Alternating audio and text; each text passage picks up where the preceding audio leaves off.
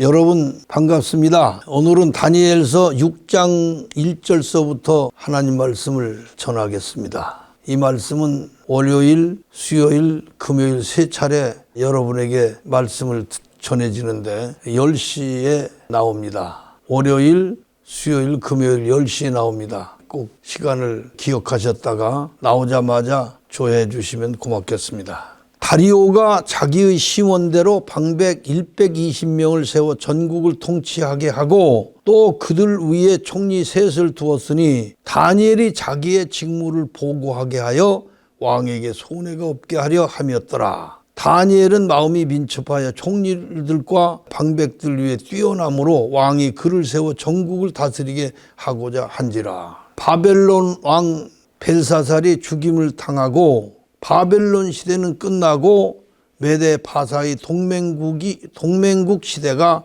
열리는데 두 나라 중에 메대 나라 다리오 왕이 먼저 통치를 시작합니다. 다리오가 왕이 된 다음 행정구역을 120도로 나누고 도마다 방백을 세워 전국을 통치하게 하여 120명의 방백 위에 총리 셋을 두었는데 그 총리 중 한 사람이 다니엘이고 이 같은 모든 제도를 다니엘의 의견에 따라서 왕이 정한 것입니다. 다니엘은 워낙 마음이 민첩하고 뛰어난 사람이라 다른 총리들이나 방백들과는 비교할 수 없는 인물인지라 왕이 다니엘을 통해서 모든 것을 이렇게 듣고 다스리고 통치하는 최고의 권세를 다니엘에게 주려 한 것입니다.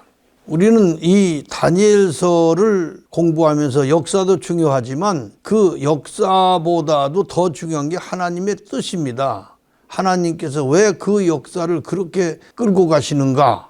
세상 역사라 하더라도 역시 하나님의 허락하심이 없이면 세상 역사는 그렇게 진행되는 것이 아닙니다.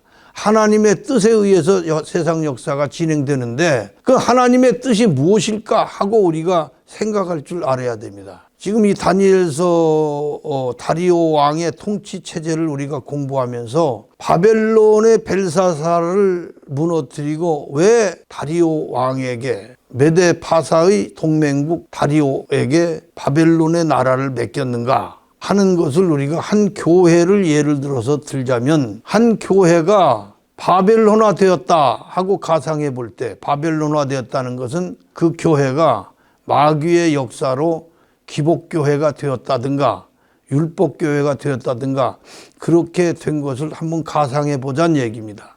그러면 하나님의 말씀을 떠나서 기복화되고 율법화된 바벨론 역사처럼 타락되었다면 하나님이 벨사살을 무너뜨린 같이 교회 지도자를 무너뜨리고 그 다음 새로운 사람을 세워서 새롭게 하겠지 하고 기대하십니다. 그렇다면 그 한 교회의 새롭게 그 택함 받은 지도자는 어떤 마음을 가져야 되겠습니까? 전에 이끌던 교회 지도자가 기복신앙하고 이렇게 잘못해서 암으로 죽어버렸으니까 나는 다시 내가 그런 짓 하면 나도 암 걸려 죽을 거다. 그러니까 나는 그런 짓 하지 말아야지 하고 정신 바짝 차려서 말씀 연구하고 기복신앙을 버리고 나그네 정신으로 새롭게 되고 변화되고 말씀대로 이렇게 교회를 운영하고 성도들을 가르친다면 이것이 하나님의 뜻에 합당하기 때문에 그 사람은 하나님의 인정을 받을 거다 그런 얘기입니다.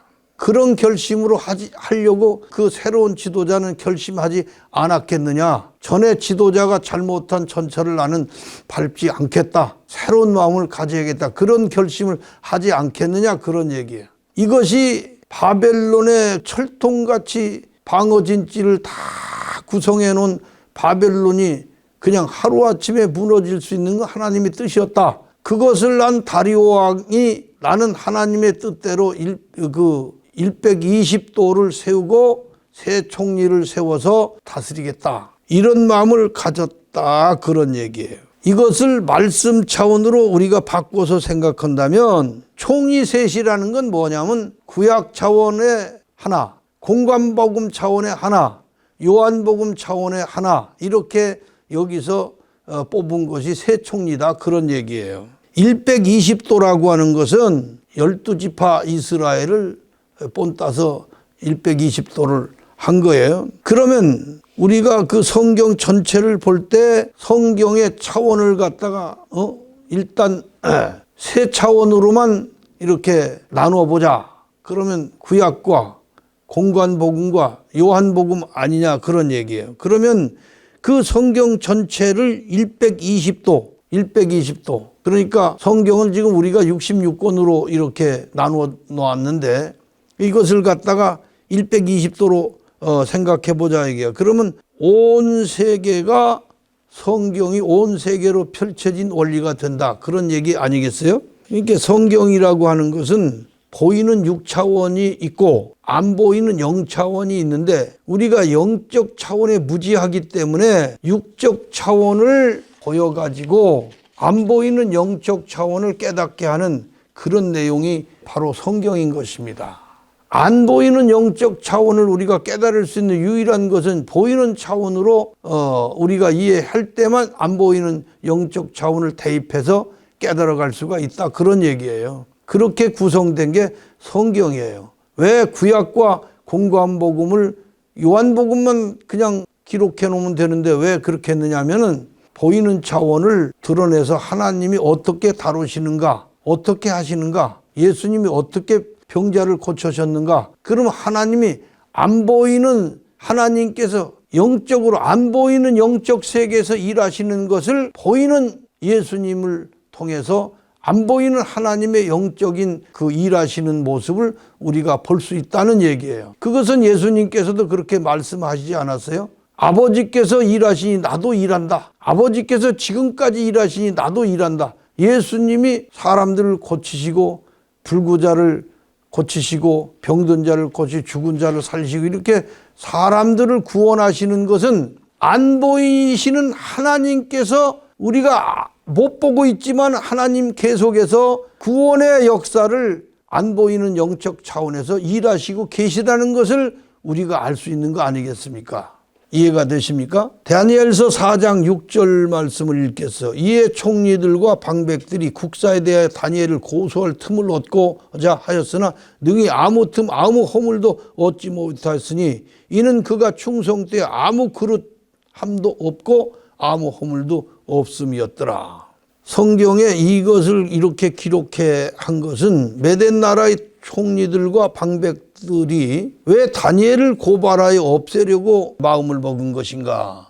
이것을 사람 편의 일로 예를 들어 말하자면 나라의 것을 바벨론, 다시 말하면 메덴 나라의 모든 재물과 모든 좋은 것들과 사람들에게서 좀 부정도 하고 축제도 해야 할 텐데 이 다니엘이 너무나 눈치가 빠르고 생각하는 게 민첩해서 더구나 이분은 눈 감아주는 것 없이 충성스러워서 왕에게 조금이라도 해가 되는 것은 넘어가질 않는 그런 분이어서 도저히 이 방백들이나 총리가 뭐 조금 해먹고 싶은데 어떻게 할 수가 없는 거예요. 도적질을 할 수가 없어. 부정부패를 할 수가 없어. 그러니까 어떻게 하든지 다니엘을 없애버리지 않으면 자기들이 높은 관리가 된 어떤 의미도 없는 거야. 여러분 이것을 갖다가 다시금 성경 차원으로 변경해서 예를 들어 말하자면 성경은 율법 차원이나 공관복음 차원에서는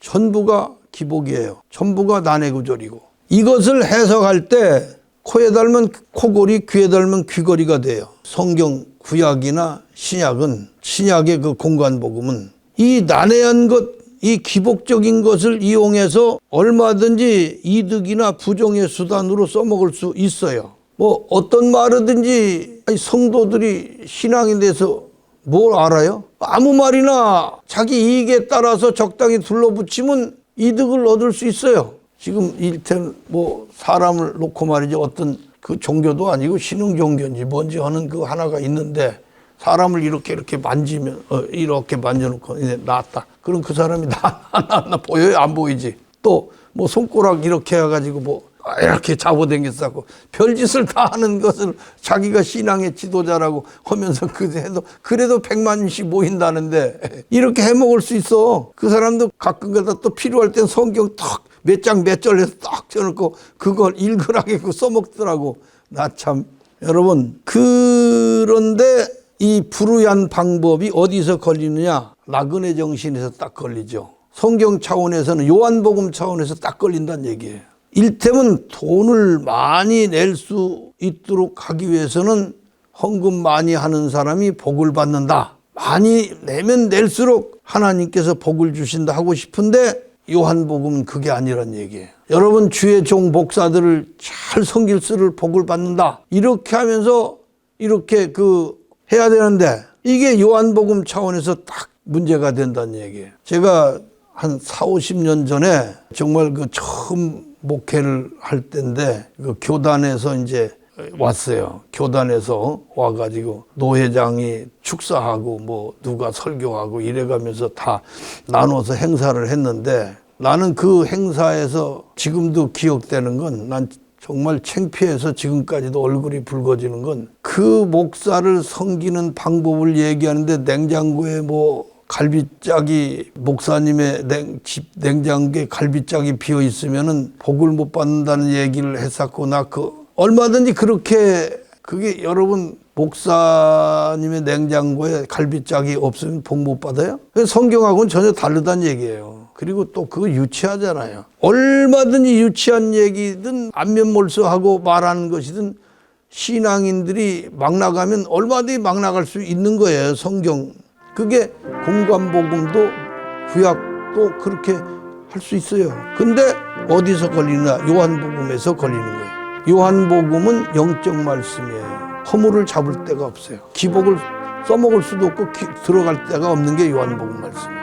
그래서 여기까지 말씀을 드렸어요. 다음 시간으로 이어져 가겠습니다. 감사합니다.